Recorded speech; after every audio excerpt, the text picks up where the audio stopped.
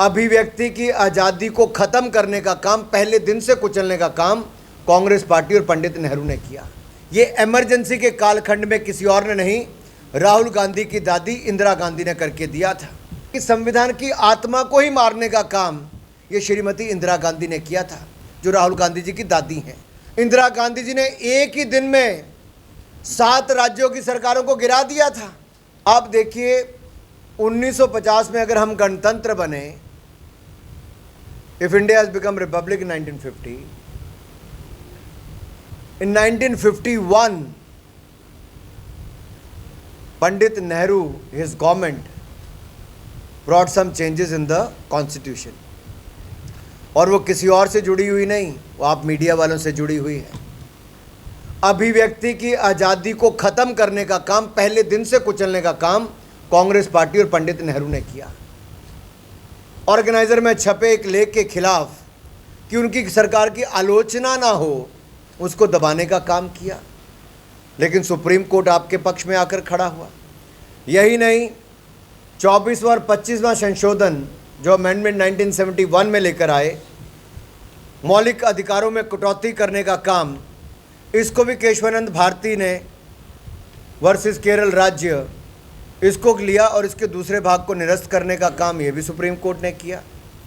और उसमें कहा था कि संसद को संविधान के मूल ढांचे में बदलाव नहीं कर सकती, ये सुप्रीम कोर्ट ने कहा। और तीसरा जो 1976 में 42nd अमेंडमेंट है, 42वां संशोधन है, उसमें भी कार्यपालिका की शक्तियों में उनको केंद्रीकरण करने की बात हो, न्याय समीक्षा को कमज़ोर करने का काम हो, तथा ये घोषित करना कि संवैधानिक संशोधनों को न्यायालय में चुनौती नहीं दी जा सकती। ये इमरजेंसी के कालखंड में किसी और ने नहीं, राहुल गांधी की दादी इंदिरा गांधी ने करके दिया था। और सुप्रीम कोर्ट ने इन संशोधन के कुछ प्रावधानों को अनकॉन्स्टिट्यूशनल, असंवैधानिक करार किया और न्यायिक समीक्षा तथा मूल संरचना जो है उस सिद्धांत को सुदृढ़ किया। तो बार बार कांग्रेस ने जो करने का काम किया, उस पर सुप्रीम कोर्ट का तमाचा उनके मुंह पे लगा। 39वां संशोधन अनैतिक रूप से पारित किया तो 1975 में किया। एक तरह से कहें कि संविधान की आत्मा को ही मारने का काम ये श्रीमती इंदिरा गांधी ने किया था, जो राहुल गांधी जी की दादी हैं। और यही नहीं, आप देखिए 7 अगस्त को 39वां संशोधन ये लोकसभा में बिना किसी बहस के पारित कर दिया और उसके बाद राज्यसभा में शीघ्र इसको अनुमति प्रदान कर दी गई, वहाँ स्वीकृति मिल गई। और संवैधानिक आवश्यकताओं को पूरा करने के लिए 9 तारीख शनिवार के दिन कांग्रेस शासित राज्यों में विधानसभाओं का विशेष सत्र बुलाया गया, स्पेशल सेशन बुलाया, वहाँ पे पास करवा दिया। और 10 तारीख को संडे था, 10 अगस्त को, उस दिन राष्ट्रपति भवन को खुला रखा गया और संशोधन को अंतिम रूप वहाँ पर दे दिया गया। ये इस तरह से लोकतंत्र की हत्या की गई। और 11 अगस्त तक इंदिरा गांधी के इलेक्शन को जो चुनौती देने वाली याचिका है, उसको खारिज करने का पूरा अमली जामा पहना दिया गया।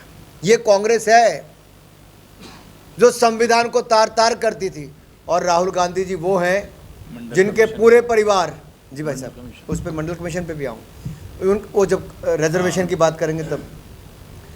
तो ये राहुल गांधी जी जो संविधान को तार तार करने की बात करते हैं, इनके परिवार ने किया। आपातकाल जो कालखंड है, इसमें लोकतांत्रिक अधिकारों का हनन हुआ, ये मैंने आपके सामने रखा। अब आर्टिकल 356, इसका दुरुपयोग किसने किया? सरकारें गिराने में 88 टाइम्स कांग्रेस ने सरकारें गिराई हैं।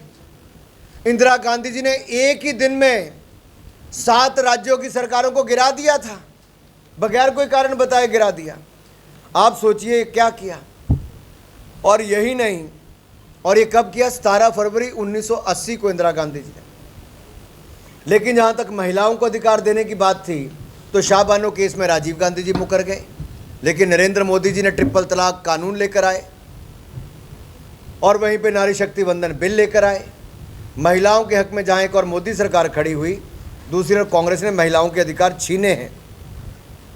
कांग्रेस ने तो एक महिला ने इमरजेंसी लागू की, इंदिरा गांधी ने।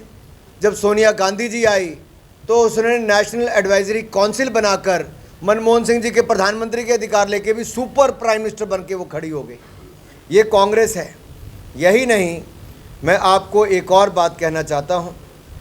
अब वो बोलेंगे कि भाजपा ने भी संशोधन किए। जी हाँ, हमने किए, लेकिन किस लिए किए? राष्ट्र हित में किए। हमने 101वां संशोधन जो किया, जीएसटी लेकर आए, जिसके कारण आज जीएसटी की कमाई राज्यों की और केंद्र की औसतन 1,75,000 करोड़ रुपया हो गई है। ये हम लेकर आए जीएसटी का अमेंडमेंट, इससे देश को फायदा हुआ। दूसरा हम अमेंडमेंट लेकर आए ओबीसी कमीशन को संवैधानिक दर्जा देने का। इससे जो वर्षों पुरानी मांग थी वो हमने पूरी की है नरेंद्र मोदी की सरकार ने। तीसरा हम 10% आरक्षण लेकर आए इकोनॉमिक वीकर सेक्शन को एजुकेशन एंड एम्प्लॉयमेंट में। ये वर्षों पुरानी मांग थी, हमने पूरी की। और चौथा 106 अमेंडमेंट हम लेकर आए 33% रिजर्वेशन फॉर वुमेन। हम गर्व से कहते हैं हम 4 संशोधन लेकर आए तो जनता के हित में लेकर आए। वैसे ही ऐतिहासिक सुधार हमने 370A आर्टिकल उसको ख़त्म करके किया है और ट्रिपल तलाक नया कानून बना के किया है और सीए जैसे कानून बनाकर हमने ये किया है। अंत में साथियों इतना ही कहूँगा कि मंडल कमीशन और उससे पहले काका कालेलकर की रिपोर्ट, मैं कांग्रेस से पूछना चाहता हूं, ऐसी कौन सी मजबूरी थी कि काका कालेलकर की रिपोर्ट को लागू नहीं किया गया? ऐसी कौन सी मजबूरी थी कि मंडल कमीशन की रिपोर्ट को लागू नहीं किया गया? ये केवल एक मजबूरी थी कि एससी, एसटी, ओबीसी विरोधी कांग्रेस को दलित और पिछड़ा वर्ग को आरक्षण नहीं देना था, उनको गरीब पिछड़ा ही रखना था।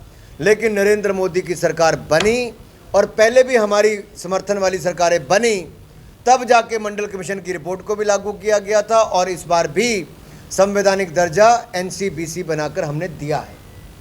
इतना ही मैंने कहना था कि आज का ये संविधान गौरव अभियान, ये 3 पहलू मैंने आपको बताए। अंबेडकर का अपमान कांग्रेस ने किया, जो संविधान निर्माता थे।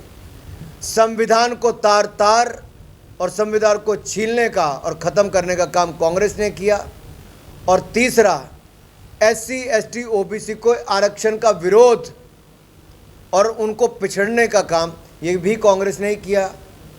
लेकिन चौथी बात जो मैंने महत्वपूर्ण बताई कि बैकवर्ड हो, एससी, एसटी हो, इसका मान सम्मान हो, या संविधान निर्माता का मान सम्मान हो, या संविधान में जो संशोधन करके देशवासियों के सम्मान के लिए कुछ करना हो, ये भारतीय जनता पार्टी ने किया है। बहुत बहुत धन्यवाद।